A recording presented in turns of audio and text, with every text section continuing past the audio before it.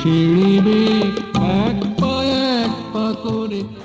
সেই মা কপালে মদ ছাড়া কিছুই জুটলো না। ভাই মদই তো জীবন। সরি ভাই, ভাঙের টাকা তো উঠলো না। আর মদের টাকা উঠে গেল। দাদা আমি 2000 টাকা দিয়েছি। দাদা আমি 1500 টাকা দিয়েছি। আমি তো এক পেটি বিপি দিয়েছি। টিমের নাম হদচ্চারা, স্বার্থ। কি বলিস বধু? হ্যাঁ ঠিকই তো। ভাই মদ খা মদ খা। বধু উল্লাস। উল্লাস। चैनल को सब्सक्राइब करो।